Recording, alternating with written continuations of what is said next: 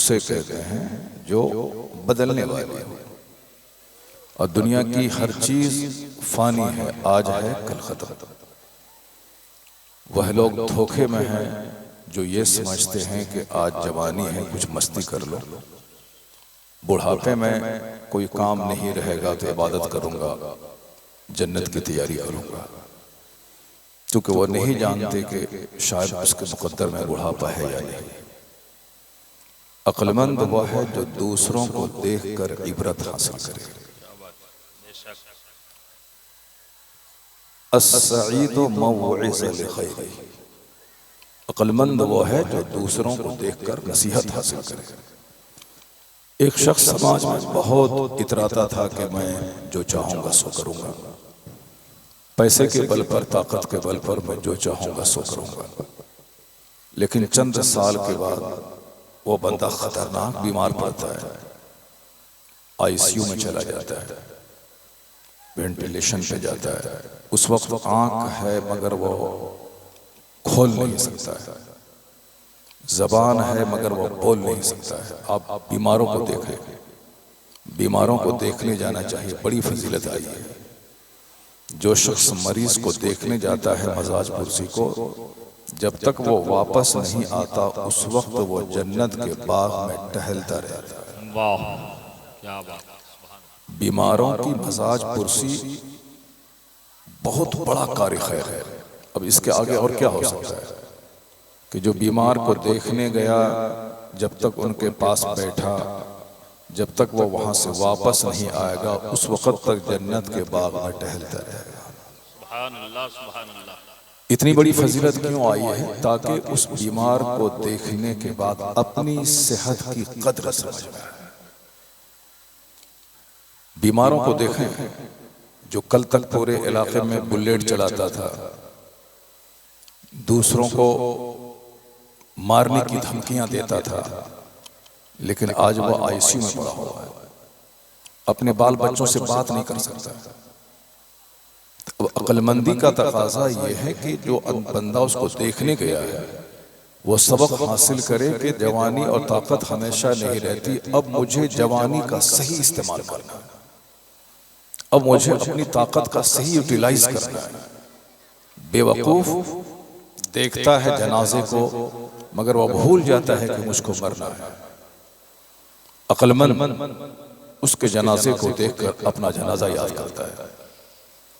इसलिए हदीस में आया है कि इख्तनिम खमसन क़ब्ल खमसिन, 5 चीज को 5 चीज से पहले गनीमत समझ लो। हुजूर से बड़ा तो कोई है नहीं। सरकार की बात सबसे ज्यादा प्रेशस, सबसे ज्यादा कीमती और सबसे ज्यादा हिकमतों से भरी है। एक हदीस मुस्तफा की 1 करोड़ अक्लमंदों की हकीमाना बातों पे भारी है। यूरोप का एक दानिश्वर ने कहा था, I can not find any other man in history like Muhammad. मैं पूरे मानव इतिहास में मुस्तफा का जवाब नहीं पाता। बस थोड़ी देर सब्र करके मेरी बात सुन लें, फिर अजमत भाई की नात आप सुनेंगे।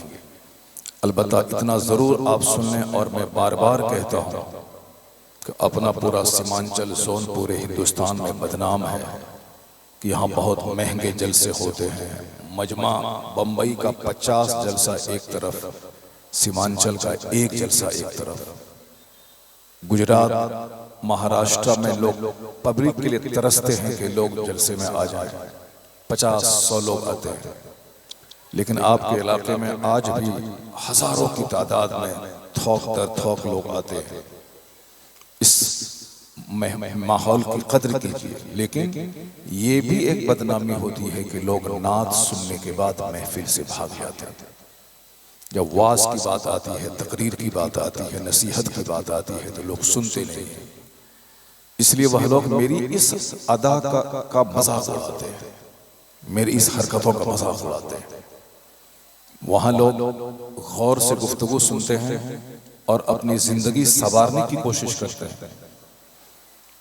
एक शिव खेड़ा नाम का एक शख्स अमेरिका से हिंदुस्तान आता है, करोड़ों रुपए लेके जाता है, करोड़ों। चूंकि 5 स्टार होटल में उनकी तकरीर होती है, स्पीच होती है, और उसकी स्पीच में इंडिया के खरबपति लोग आते हैं, उनकी स्पीच बिहार में कम होती है, बेंगलोर में, बम्बई में, चेन्नई में, दिल्ली में, कलकत्ता में अरबपति लोग होते हैं। जो पहली कुर्सी पे बैठेंगे उनकी फीस होती है 2 लाख रुपए। 2 लाख रुपए देके लोग तकरीर सुनने जाते हैं। उसके बाद पीछे जो बैठेंगे उनकी फीस होगी 1.5 लाख रुपए। 25, 30, 40 लोग रहते हैं। अब समझ सकते हैं कि कितने पैसे उसकी महफिल ऑर्गेनाइज करने में लोगों से लिए जाते हैं, और लोग 2-2 लाख रुपए देके उनकी 10 मिनट की स्पीच सुनते हैं। क्योंकि वो बताते हैं कि एक बहुत बड़ा कामयाब बिजनेसमैन कैसे बनना है, एक अच्छा स्पीकर कैसे बनना है, 5000 वर्कर को अपने अंडर में चलाने वाला फोरमैन कैसे बनना है, वो सारे तरीके बताते हैं। तो दुनिया को फिक्र है कि मैं अपनी जिंदगी को कामयाब बनाऊं। कैसे कामयाब बनाऊं? तो जो कामयाब लोग हैं उनकी बातें सुन के मैं अपनी जिंदगी कहाँ बनाऊं।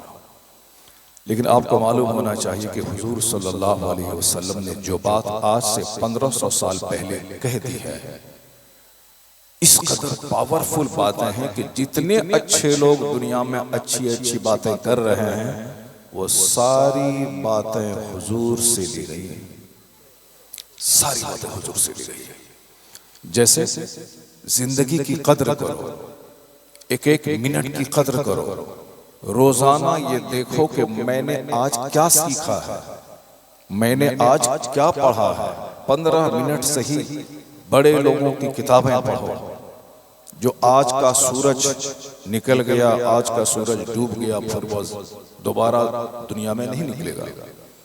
आज का जो वक्त चला गया, ये फिर क़यामत तक ये वक्त नहीं आएगा। ये सारे लोग कहते हैं, सारे लोग कहते हैं कि जिंदगी के एक एक लम्हे की कदर कीजिए, एक एक मिनट की कदर कीजिए। जो जिंदगी की कदर नहीं करेंगे वो यहाँ भी धक्के खाएंगे, पैसे पैसे को मोहताज होंगे, यहाँ भी तरसेंगे, दूसरों के सामने हाथ फैलाएंगे, बीमार पड़ेंगे तो इलाज कराने के लिए अपने रिश्तेदारों से भीख मांगेंगे, बाल बच्चे की शादी के मौके पर 50 गाँव के सामने जाकर के हाथ फैलाएंगे, कंबल दीजिए, चादर दीजिए, फर्नीचर दीजिए, लड़के को घड़ी देना है, कपड़े देना है, पैसे दीजिए। यानी एक बेटी की शादी कराने के लिए एक बाप 1000 आदमी के पास जाके जलील होगा, और दूसरा आदमी जब देखेगा कि बेटी की वजह से जलील हो रहा है तो वो बेटी पैदा ही नहीं करेगा, क्योंकि बेटी की वजह से उसको जलील होना पड़ रहा है। मस्जिद के दरवाजे पे जहां नमाजियों की चप्पल खुली रहती है, वहां खड़े रह के चंदा करना पड़ता है।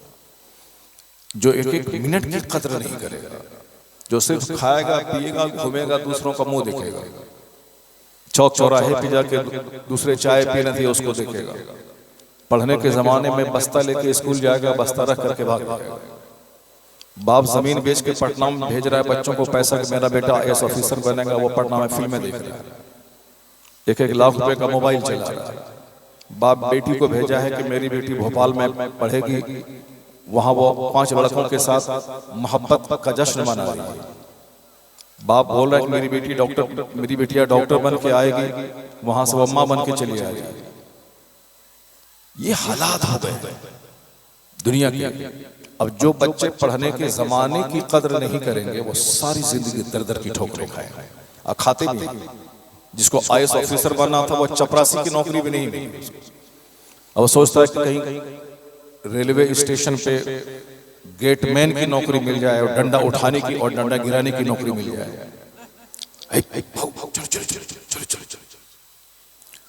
एक जो वक्त की कदर नहीं करेंगे वो तबाह बर्बाद हो जाएगा।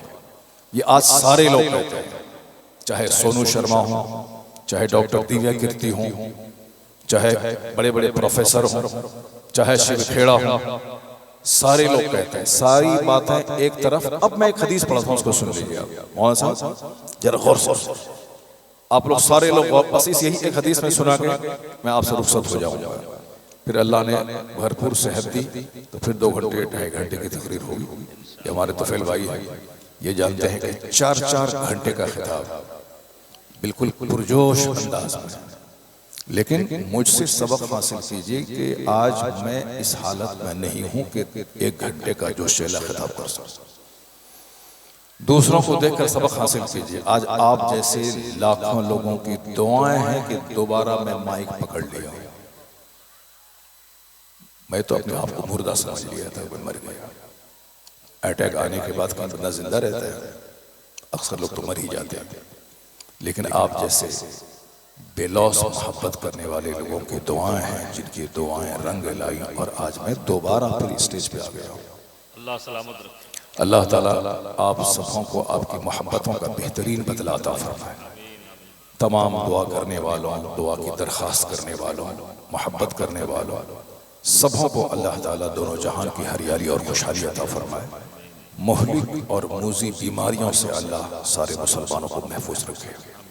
ये भी एक सबक है ताकि बंदा वक्त की कदर करे, जिंदगी की कदर करे, पैसे की कदर करे। ये सारे लोग ये बात, टाइम इज मनी, यानी वक्त रुपया पैसा है। वक्त को बर्बाद करेंगे तो वक्त आपको बर्बाद कर देगा, और ऐसा बर्बाद करेगा कि कहीं का नहीं छोड़ेगा। ये सारी दुनिया के लोग कहते हैं। इसलिए अपने बच्चों के सामने उसको बताया कि एक एक मिनट कीमती है बेटा, पढ़ने का पढ़ो, और आप खुद अपना टाइम लॉस नहीं करें। सुबह से लेकर शाम तक अल्लाह ने जो एक सिस्टम दिया है, फजर का, जोहर का, असर का, मगरिब का, इशा का, इतनी जबरदस्त टाइमिंग है कि आप जितना गौर करेंगे हैरत में पड़ जाएगा। रात सोने के लिए 8 घंटे की गहरी नींद तंदुरुस्त रहने के लिए बहुत जरूरी है। ये जो अटैक वगैरह का मसला आता है, सारी दुनिया रात को सोती है, हम लोग सारा रात को जागते हैं। 5 से लेकर 8 घंटे की गहरी नींद हार्ट के लिए, किडनी के लिए, ब्रेन के लिए, लंग्स के लिए बहुत जरूरी है। मगर हम लोग उस सिस्टम के खिलाफ करते हैं, रात भर जागते हैं और दिन भर भागते हैं। तो वो तो जिक्र रसूल की बरकत है कि फौरी नहीं होता है, एक लंबे अंतराल के बाद होता है। 20 साल से भाग दौड़ कर रहा हूं, 30-30, 35-35 तकरीर पर महीने में कर रहा हूं। ये बताए कि जो बंदा 20 साल से 5 घंटे ठीक से सोएगा नहीं, उसका क्या हाल होगा। अल्लाह ने आपको बड़ा अच्छा मौका दिया है कि आप खेती करते हैं और रात भर 10 घंटे की नींद लेते हैं। आप इस हालत की कदर कीजिए। आप इशा की नमाज से लेके फजर तक कोई नमाज फर्ज नहीं है, क्योंकि वह वक्त है सोने का। तहज्जुद पढ़ें सवाब है, नहीं पढ़ें कोई फर्ज नहीं है। क़यामत के दिन तहज्जुद का सवाल नहीं होगा।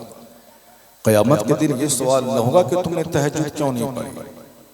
फजर के बाद इशराक पढ़ के जो मस्जिद से निकलता है, एक हज एक उम्रा का सवाब मिलता है। लेकिन ये सवाल क़यामत के दिन नहीं होगा, क्योंकि ये फर्ज नहीं, फर्ज है फजर की 2 रकात नमाज। उसका सवाल होगा कि तुमने फजर की नमाज क्यों नहीं पढ़ी। आज कोई नहीं टोकने वाला है। रात में सोइए 2 बजे, उठिए आप 10 बजे, कोई नहीं बोलने वाला है। अपने हिसाब से बकवास कीजिए आप, अरे अल्लाह ताला माफ कर देगा, अल्लाह ताला जन्नत दे देगा, मौलाना साहब अल्लाह सबको माफ करने वाला है। तो फिर दुनिया के बारे में आप क्यों नहीं कहते हैं कि हम आज खेती लगाने के मौसम में गेहूं की फसल नहीं भी लगाएंगे तो अल्लाह ताला दे देगा, मकई नहीं भी लगाएंगे तो अल्लाह ताला 5 कुंटल मकई मेरे घर में दे देगा, आम का पेड़ नहीं लगाएंगे तो अल्लाह ताला 1000 कुंटल आम दे देगा। अरे मौलाना साहब क्या तकरीर करते हैं, समझाने का वक्त नहीं है, ये क्या बातें करते हैं आप। अल्लाह चाहेगा तो आम दे देगा, अल्लाह चाहेगा तो 1000 कुंटल गेहूं दे देगा। मगर आप बहुत अक्लमंद हैं, आप जानते हैं कि अल्लाह देने पर कादिर है, मगर अल्लाह का सिस्टम ये नहीं है। अल्लाह का सिस्टम है कि जैसी फसल, जैसी मेहनत, जैसा बीज वैसी फसल, जैसा दरख्त वैसा फल।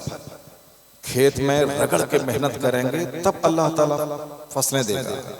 नहीं खेती लगाएंगे तो खेती उपज के घर चल के नहीं आएगी। ये आपका विश्वास है कि अल्लाह देने वाला है, मगर हमको 1 दाना गेहूं का डालना होगा तब 100 दाना अल्लाह देगा। लेकिन एक तो देना होगा, हल चलाना होगा, उसमें दाना डालना होगा, वक्त वक्त पे खाद देना होगा, पानी देना होगा। तो दुनिया के बारे में इतना अक्लमंद हैं कि बगैर दाना डाले हुए 1000 दाना नहीं मिलेगा। तो जन्नत के बारे में किसने आपको बता दिया कि बगैर नमाज पढ़े जन्नत मिल जाएगी, बगैर रोजा रख के जन्नत मिल जाएगी, बगैर हज के जन्नत मिल जाएगी? जब दुनिया में बगैर दाना डाले हुए दाना नहीं मिलता है, इसको गिरह बांध के रख लें। रोजी देने वाला अल्लाह है, मगर दाना डालना होगा। उसी तरह जन्नत देने वाला अल्लाह है, मगर 5 वक्त मस्जिद जाना होगा। इसको गिरह बांध कर रख लें। दुनिया के बारे में भी और आखिरत के बारे में भी यही फॉर्मूला है। यहाँ जो बंदा 2 बजे सोएगा, 10 बजे उठेगा, न वो IAS ऑफिसर बन पाएगा, न डॉक्टर बन पाएगा, न एक अच्छा कामयाब काश्तकार बन पाएगा। जो सोया खोया। यही फॉर्मूला जन्नत के बारे में भी है। जो फजर छोड़ेगा, ज़ोहर छोड़ेगा, असर छोड़ेगा, मगरिब छोड़ेगा, खुद के जन्नत नहीं जाएगा।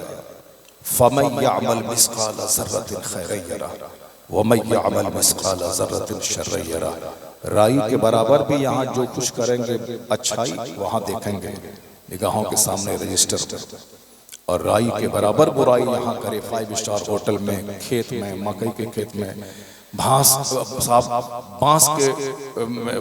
की बाड़ी में, कहीं भी करें, कोई देखे ना देखे, अल्लाह देख रहा है। जमीन सीसी कैमरा की तरह आपकी सारी एक्टिविटीज, गतिविधि को नोट कर रही है।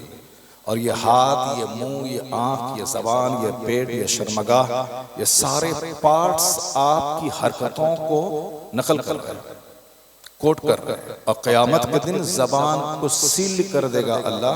हाथ बोलेगा क्या काम किया गया, ये पांव बोलेंगे किस रास्ते में इसको ले जाया गया, ये पेट बोलेगा इसमें क्या डाला गया, ये आंख बोलेगी इस आंख से माँ का चेहरा देखा गया या किसी अजनबी औरत को देख के मजा लिया गया, ये कान बोलेगा इसमें वायर ठूस के गाना सुना गया या तिलावत सुनी गई या तकरीर सुनी गई। आप जबान खुली नहीं, हमने ऐसा नहीं किया है, हमने ये नहीं बोला है, वहां तो जबान को ही सील कर देगा अल्लाह। अल यौम नख्तिमु अला अफ़वाहिहिम व तुकल्लिमुना अयदीहिम व तशहदु अर्जुलुहुम। सूरह यासीन शरीफ में आया है कि आज हम उनके मुंह को सील कर देंगे, मोहर लगा देंगे। उनके हाथ मुझसे बात करेंगे, उनके पांव गवाही देंगे। व तशहदु अर्जुलुहुम, उनके पांव गवाही देंगे। इसको कहाँ चलाया गया, जलसा की तरफ, मदरसा की तरफ, मस्जिद की तरफ, नेक महफिल की तरफ या कव्वाली की तरफ, गाना बजाने की तरफ, सनीमा हॉल की तरफ, जुआ सट्टा की मंडी की तरफ, कहाँ चलाया गया आपको बोलने की जरूरत नहीं है। तो मुंह पे मोहर है, या पांव बोलेगा कहाँ ले जाया गया। अब जरा गौर से सुनिए, हुजूर ने इस वक्त की पाबंदी के ताल्लुक से क्या कहा। आज की बात है, मैं 2-4-5 दानिश्वर का नाम लिया, आप लोग भी सुनते होंगे उन लोगों को। शिव खेड़ा जैसा दानिश्वर, बहुत दिन पहले पंडित जवाहरलाल नेहरू जो भारत के पहले प्रधानमंत्री हैं, उसने भी कहा था टाइम इज मनी, वक्त की कदर कीजिए, वक्त हीरे जवाहरात से बढ़कर कीमती। जो वक्त को कीमती समझेगा वही दुनिया वाला उसको कीमती समझेगा। सिर्फ आला हजरत रज़ियल्लाहु ताला अन्हु 2 घंटे सोते थे, सिर्फ 2 घंटे। ये जो है जो 8 घंटा सोना चाहिए वो उसके लिए है जो 3 टाइम खाना खाता है। शादी में गया तो खा लिया, बिरयानी खा लिया, चाउमीन खा लिया, बिस्किट खा लिया, भुजिया खा लिया, रसगुल्ला खा लिया, समोसा खा लिया, लिट्टी खा लिया। खाना ये नहीं है, खाना मोमिन का खाना 2 टाइम है, सुबह और शाम बस। सिद्दीक 1 टाइम खाते हैं, मोमिन 2 वक्त खाते हैं। और 3 टाइम खाना हकीमों और बुजुर्गों ने कहा है कि वो हैवानों का तरीका है। तो हम लोग हैवान हैं, 3 टाइम भी नहीं खाते हैं, हम लोग 6, 7, 8, 10 टाइम खा लेते हैं। दावत में गए तो 1-1 केजी गोश्त दबा लेते हैं। आज मुझको डॉक्टर ने कहा है कि गोश्त नाम की कोई चीज मुंह में नहीं डालना। 30 दिन गोश्त खाने वाला, जाहिर सी बात है, मैं आज आपके मेहमान हुआ तो आप क्या खिलाएंगे, कल मैं बंबई का मेहमान हुआ तो क्या खिलाएंगे। 30 दिन तीनों टाइम गोश्त खाने वाला, आज डॉक्टर ने कहा है कि चिकन भी नहीं खाना है आपको। न बड़ा, न मंझला, न छोटा, न चिकन, न देसी चिकन, कुछ गोश्त को डालना नहीं। आज उस हालत में मैं हूं, गोश्त को डालना नहीं। लेकिन आप करते क्या हैं, कहीं गए बस आधा केजी दबा दिया। एक लिमिट से खाएं, 2 रोटी खाएं, जिंदगी भर खाते रहें। 2 रोटी खाएं, सारी जिंदगी खाएं। तो जो ज्यादा खाएगा उसे ज्यादा पानी पीना पड़ेगा पचाने के लिए, और जो ज्यादा पानी पिएंगे वो ज्यादा सोएगा। अब आला हजरत रज़ी अल्लाह ताला अन्हु 2 घंटे सोते थे। सरकार गौसे आजम 40 बरस तक इशा के वजू से फजर की नमाज पढ़े। 1 मिनट के लिए आपने पीठ जमीन पे दे के रात भर में सोया नहीं। आखिर कैसे जिंदा रहता? कोई बीमारी नहीं। 91 साल की उम्र गौसे पाक की। सरकार मुफ्ती आजम हिंद की उम्र 91 साल हो गई। सरकार गरीब नवाज की उम्र 97 ईयर्स 97 साल की होगी। जरा गौर करना होगा, ऐसा ही बस नाथ सुने भाग गए, नाथ सुने भाग गए। जरा ये सब सुनिए, जिंदगी की कद्र कीजिए और गौर से सुन के अपनी जिंदगी में उसको प्रैक्टिकल में लाइए। तो गौसे आजम रज़ी अल्लाह ताला अन्हु दिन भर में आधी रोटी खा लिया। जो आधी रोटी खाएंगे वो दिन में 1 घंटा सो लेंगे, काफी है। आला हज़रत रज़ी अल्लाह ताला अन्हु सिर्फ एक छोटी सी प्याली में शोरबा और 1 रोटी खा ली। अब जाहिर सी बात है, जो 1 रोटी खाएंगे वो 1 घंटा सोने काफी है। ये 8 घंटे की नींद उसको लेनी पड़ेगी जो नाश्ते में 5 रोटी दबा दिया, जो दोपहर में 2-3 प्लेट चावल दबा दिया, रात में 3 प्लेट चावल।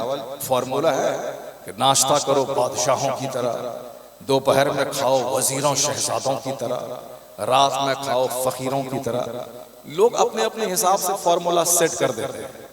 ये फॉर्मूला सेट नहीं है, बल्कि आका अलैहिस्सलाम की बारगाह में मदीना शरीफ में जब दूसरे किसी आपके से मोहब्बत करने वाले ने जब एक हकीम तोहफे में भेजा और 2 चीज और तोहफे में भेजा, तो आपने डॉक्टर को यह कह के लौटा दिया कि मदीने में डॉक्टर की जरूरत नहीं है, यहाँ सारे लोग सेहतमंद रहते हैं। माशाअल्लाह, सुभान अल्लाह। ये आज से 1400 साल पहले की बात है। वो हकीम ने खुश होके हुजूर और हुजूर के सहाबा के इलाज कराने के लिए जबरदस्त डॉक्टर को भेजा था। आपसे मैं खुश हूँ, आपसे मोहब्बत करता हूँ, मेरी तरफ से इस गिफ्ट को आप कबूल फरमा लें। तो हुजूर ने दूसरे तोहफे कबूल फरमाए, डॉक्टर को यह कह के लौटा दिया कि डॉक्टर की जरूरत नहीं है, मदीने के लोग बीमार कम पड़ते हैं। कहा इसका राज क्या?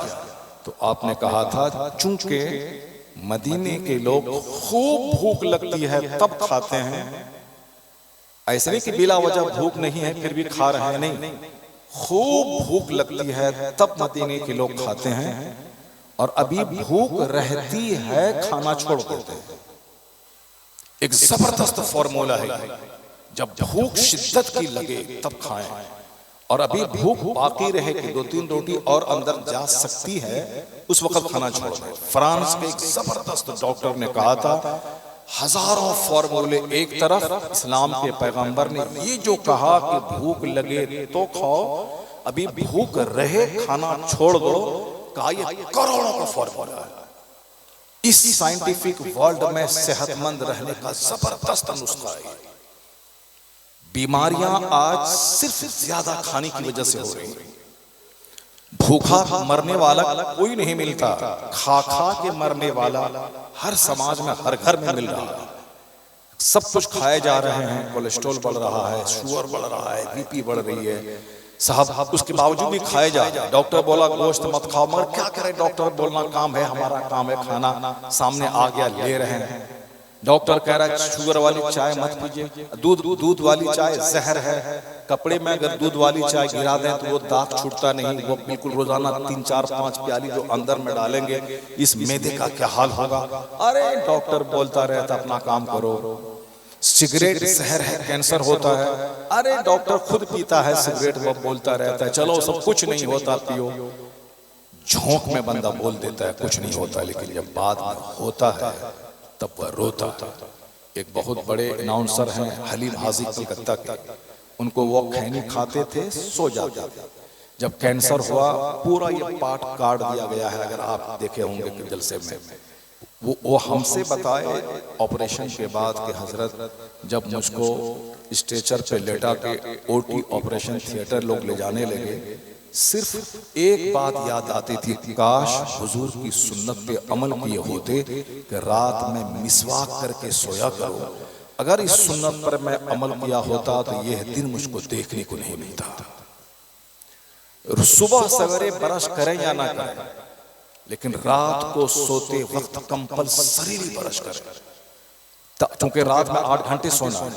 अगर यहां कोई चीज अटकी रही तो रात भर आपके मुंह को सड़ा देगी।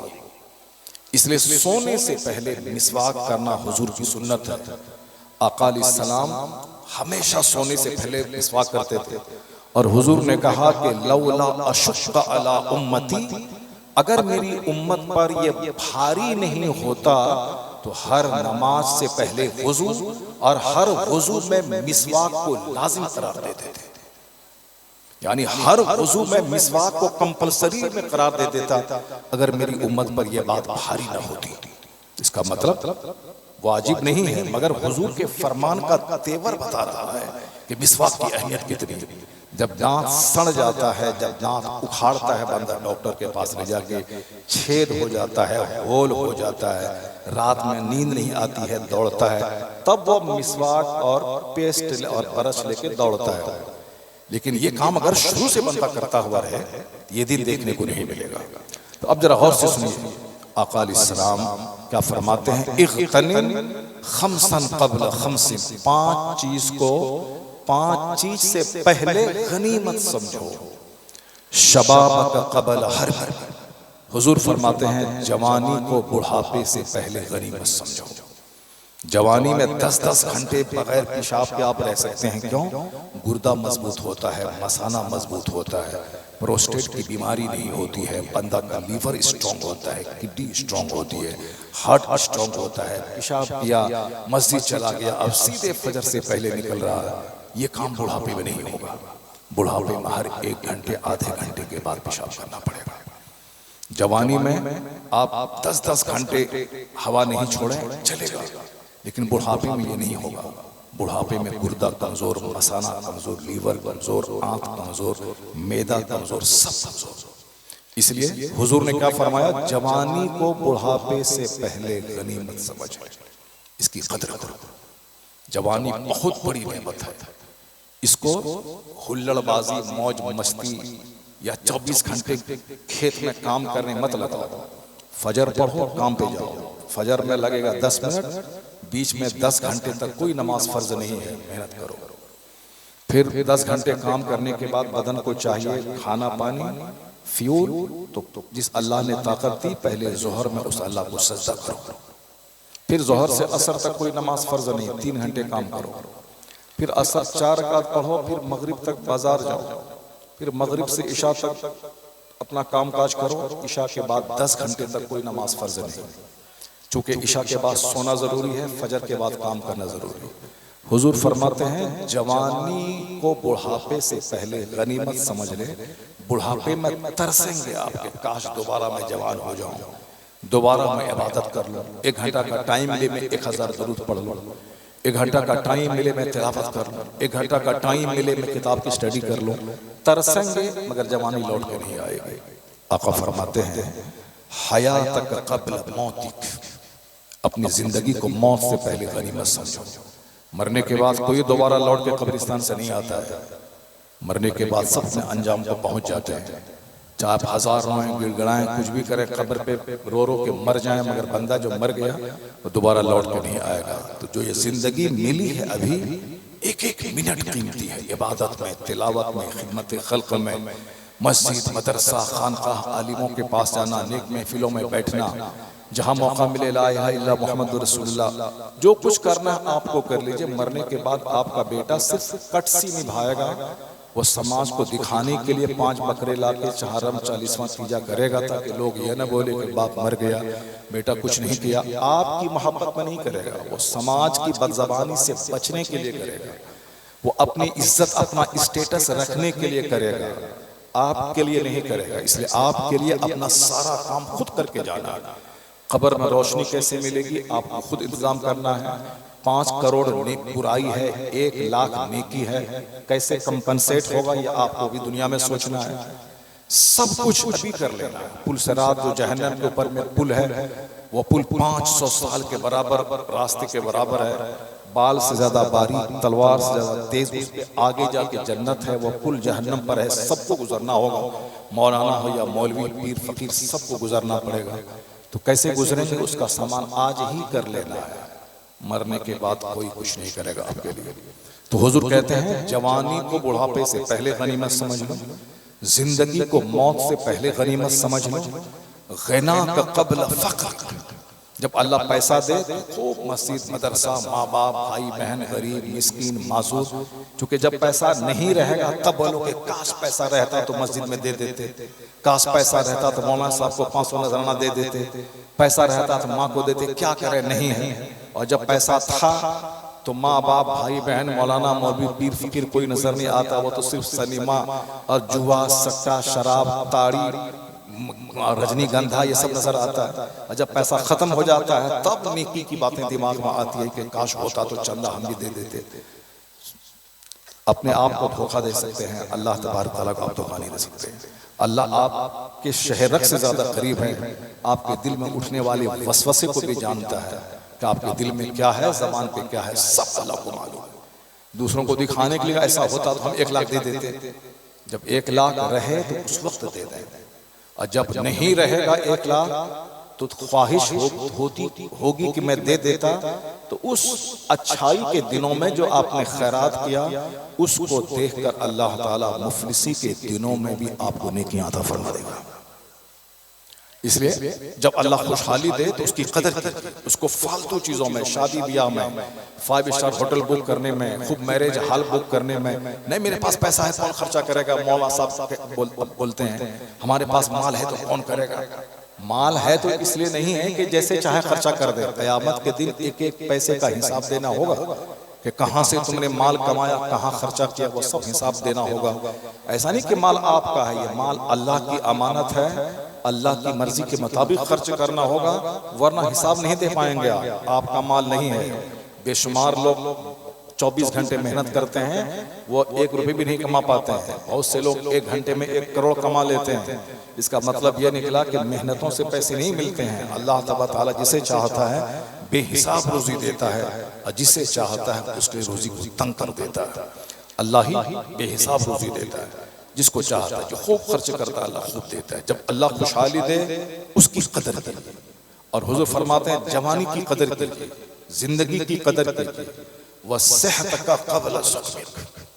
जब अल्लाह सेहत तंदुरुस्ती दे तो उसकी कदर कीजिए, वरना बीमार पड़ने के बाद बोल नहीं पाएंगे, बीमार पड़ने के बाद आप बैठ नहीं पाएंगे, बीमार पड़ने के बाद बदन में सिर्फ दर्द अल्लाह देता है। मेरे चाचा को दर्द था तो सोने में दर्द, बैठने में दर्द, चलने में दर्द, परेशान था। वो चाहते थे कहां से कौन सी दवाई मिल जाए कि मेरा दर्द खत्म हो जाए।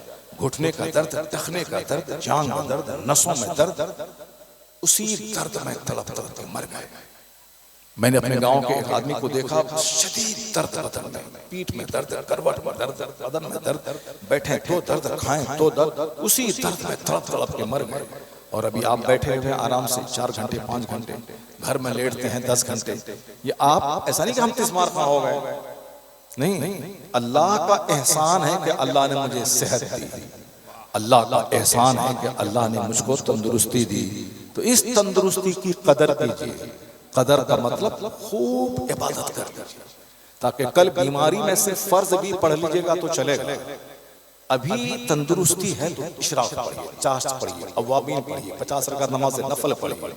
इस तंदुरुस्ती में कुरान शरीफ लेके बैठ जाइए। माह रमजान आने वाला है, 10 खत्म करूंगा, 5 खत्म करूंगा। तरावी में एक आयत नमाज से बाहर नहीं, सारी आयतें नमाज के अंदर सुनूंगा। जवानी की कदर, सेहत की कदर कीजिए बीमारी से पहले। हुजूर ने क्या कहा? बीमारी से पहले सेहत की कदर करो, खुशहाली, गरीबी से पहले खुशहाली की कदर करो। और एक 5वीं बात हुजूर ने फरमाई, फराग का क़ब्ल शुग़लिक। जब फुर्सत का लम्हा हो, खेती बाड़ी लग गई, अब कोई काम नहीं है, बस चौक चौराहे पे बैठना है, मटर गश्ती करना है या सोना है, नहीं, फुर्सत के टाइम में तो 1 मिनट निकालना आपके लिए मुश्किल है। जब मशगूलियत के टाइम, जब फुर्सत का टाइम रहे, दोस्ती यारी छोड़ दें। कोई दोस्त मरते वक्त रूह जब निकलेगी, नज़ा की तकलीफ कोई बांटेगा नहीं। कब्र में 1 मिनट कोई दोस्त रहेगा नहीं। बीमारी में आप तड़पेंगे, दोस्त कटसी में बहाने के लिए, देखने के लिए आ जाएगा और आपको बोलेगा देखिए मैं आ गया हूँ। ये तो कर सकता है, लेकिन जो दर्द आपको होगा ये दर्द कोई नहीं बांट पाएगा। जो आपको तकलीफ होगी ये तकलीफ न बीवी बांटेगी, न माँ बांटेगी, न बच्चे बांटेंगे, तो आपको ही झेलना पड़ेगा। इसलिए हुजूर फरमाते हैं जब फुर्सत के लम्हात हों उस फुर्सत के लम्हात की कदर करो बिजी वाले लम्हात से पहले। जब बंदा बिजी होता है शादी ब्याह और केस मुकदमा या खेती बाड़ी में, एक एक मिनट खाने का टाइम नहीं मिलता है बंदे को। क्या वो तहज्जुद पढ़ेगा, क्या वो इशराक पढ़ेगा, क्या वो तिलावत करेगा। इसलिए जब फुर्सत के लम्हात हैं, मदरसे में छुट्टी हो गई, 2 महीने की छुट्टी हो गई, उन दिनों में मदरसे में 5 किताब पढ़ते थे, खारजी टाइम में 50 किताब पढ़े। जो एक्स्ट्रा किताबें हैं, सिलेबस से बाहर की किताबें हैं, उस किताब को आप पढ़ें। राइटिंग करना सीखें, स्पीच देना सीखें, इबादत करना सीखें, तहज्जुद पढ़ें, नफल पढ़ें, तिलावत करें। खेती बाड़ी लग गई, अब कुछ नहीं है, कोई दोस्ती यारी नहीं, बस अपने घर को सबसे बड़ी खानका समझें, उस घर में रहें, कदर करें।